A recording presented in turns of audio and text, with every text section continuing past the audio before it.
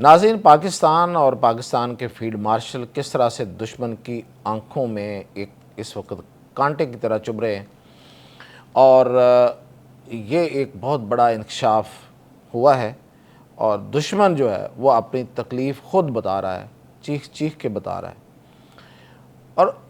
اس تکلیف کے ساتھ ایک اور انکشاف یہ ہے کہ وہ مڈل ایسٹ کو، یعنی کہ مشرق وسطیٰ کو کس طرح سے اس کے حصے بکھرے کرنے کا منصوبہ بنا کے بیٹھے ہوئے ہیں۔ یہ کون ہے جو اس چیخ و پکار کے پیچھے ہے کون، اس کی تفصیل اور ارادے کیا ہے، منصوبہ کیا ہے، ناپاک منصوبہ کیا ہے، اس کی تفصیلات کے ساتھ میاں طاہر۔ بھارت آپ کو پتہ ہے کہ اسرائیل کا حقیقی دوست ہے۔ یہ ویسے حقیقی اور غیر حقیقی کا یہاں بہت زبردست کھیل ہے، ذرا سمجھیے گا۔ اسرائیل امریکہ کا ناجائز بچہ ہے، دنیا کہتی ہے، اور بھارت اسرائیل کا حقیقی بھائی ہے۔ یہ اب کوئی بتانے والی بات تو نہیں ہے نا، سب کو پتہ ہے اس کے ناجائز بچہ ہونے کا اور اس کے بھائی ہونے کا، کیونکہ مودی جب ایران کے ساتھ جنگ ہوئی ہے اس سے کچھ دن پہلے اسرائیل کا دورہ کرتا ہے، اس کو فادر لینڈ کہتا ہے، خود انڈیا کو مدر لینڈ کہتا ہے۔ ماں اور باپ کا رشتہ ہے یہاں پہ، یعنی کہ اسرائیل والوں کو کہتا ہے کہ تم ہماری جگہ پہ مائی باپ ہو، باپ اسمان ہو، کیا ہوتا ہے وہ پتہ نہیں کیا، ہندی میں کچھ اس طرح کہتے ہیں، اور خود کو ماں۔ تو یہ جو بھائی حقیقی بھائی ہیں، وہاں پہ ایک اسرائیل کا ایک کونسل جنرل ہے۔ کیوں ذکر آیا بھارت کا، میں آپ کو یہ بتا رہا ہوں۔ وہاں پہ اسرائیل کا مومبے میں، بھارت کے شہر مومبے میں ایک کونسل جنرل ہے اسرائیل کا، اس کا نام ہے ینویر ریوچ۔ اسے بڑی کچھ تکلیف ہوئی ہے اور یہ چیخا ہے، اور اس نے باقاعدہ بھارت کے سرکاری میڈیا کو انٹرویو دیا ہے، کوئی چھپ چھپا کے، کوئی ادھر ادھر، کوئی غیر رسمی گفتگو، کہیں کھڑے گفتگو، کسی سوشل میڈیا کے ساتھ ایسی بات کر دینا نہیں۔ بھارت کا سرکاری میڈیا ANI، ان کی سرکاری نیوز ایجنسی ہے،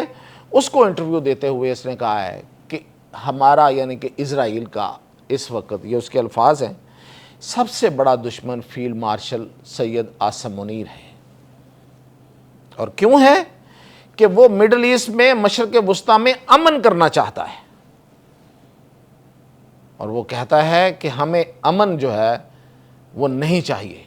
مشرق وسطیٰ میں امن نہیں چاہیے۔ یہ ایک سفارتکار ہے، یہ جو کونسل جنرل ہوتا ہے نا، یہ سفارتکار ہوتا ہے۔ اب آپ اندازہ کریں، اگر ان کے سفارتکار کی یہ زبان ہے، یہ لہجہ ہے، یہ منصوبہ ہے، یہ اس کی ذہن ہے جس کو وہ سامنے لا رہا ہے، تو پھر جو ان کے جو حکومت کے لوگ ہیں، ان کے جو فوج ہے، ان کی جو سب کچھ ہے، پھر وہ تو واقعتاً اور حقیقتاً وہ جلاد ہے، وہ تو اس دنیا کے پھر مخلوق ہی نہیں ہے۔ وہ کہہ رہے ہیں کہ ہم مشرق وسطیٰ میں امن نہیں چاہتے، ہم اور کیا چاہتے ہیں یہ بھی بتایا اس نے کہا کہ ہم چاہتے ہیں کہ مشرق وسطیٰ میں اس وقت تک لڑائی رہے، اس وقت تک جنگ رہے، جب تک یہ حصے بکھروں میں تقسیم نہیں ہو جاتا، جو کہ دراصل ہماری تمنا اور منشا ہے گریٹر اسرائیل کے لیے، یعنی کہ گریٹر اسرائیل، بڑا اسرائیل، وہ اس وقت ہی بن سکتا ہے۔ یہ خود کہہ رہا ہے، وہ اس کا انٹرویو ہے، آن ریکارڈ ہے، کہ جب یہ مڈل ایسٹ جو ہے، یہ مشرق وسطیٰ جو ہے، جس میں عرب ملک ہیں، اور جس میں فلسطین ہے، اور جس میں ایران بھی آتا ہے، یہ سارے کے سارے اس کے حصے بکھرے نہ ہو جائیں، یہ چھوٹے چھوٹے حصوں میں نہ بٹ جائے، کیونکہ ایسا ہونا ضروری ہے تاکہ گریٹر اسرائیل بنے، یہ اس نے کہا۔ اب آپ غور کیجئے کہ وہ اسی طرف تو جا رہے ہیں، ایران کے اوپر حملہ کرنا، اس کو تباہ کرنا۔ اصل میں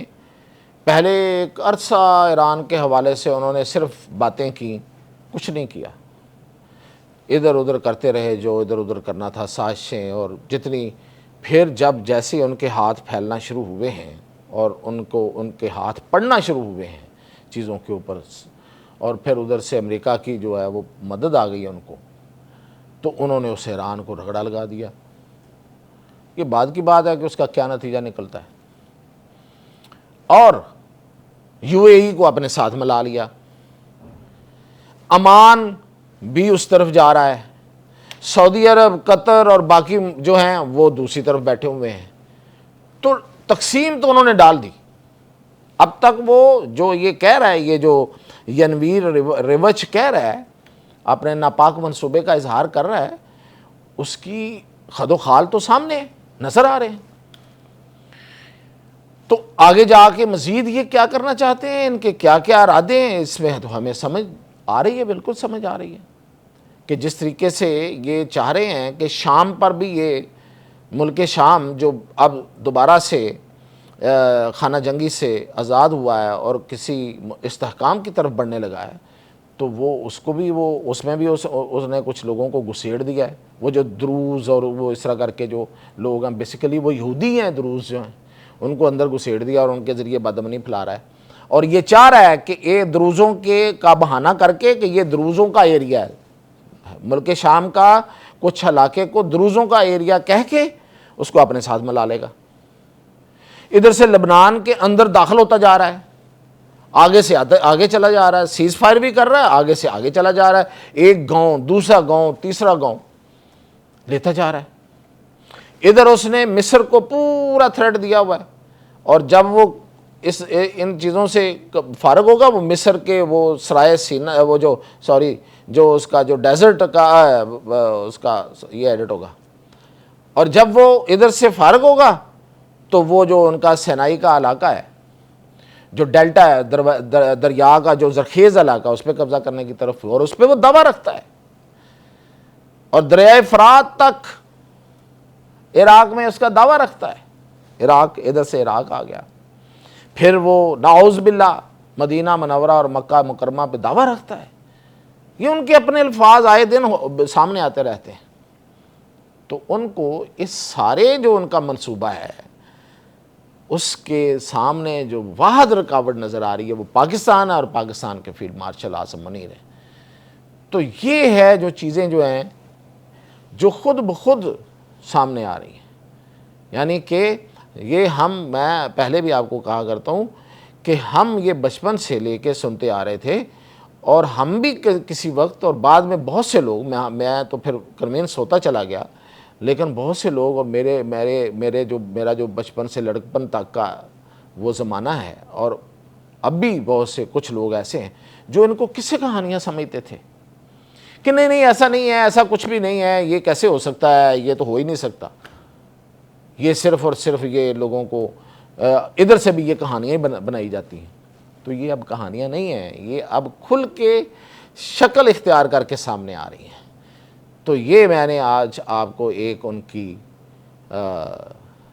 سازشی لوگوں کی، سازشی ملک اس جو مسلمانوں کے مشرق وسطیٰ کے درمیان خنجر کی صورت میں ہے، اس کی شکل دیکھیں، خنجر ہے، اس کے ایک سفارتکار کی میں نے زبان بتائی ہے آپ کو۔ تو اس سے آپ اندازہ کر سکتے ہیں کہ وہ کتنے زہریلے لوگ ہیں۔ اجازت دیجیے۔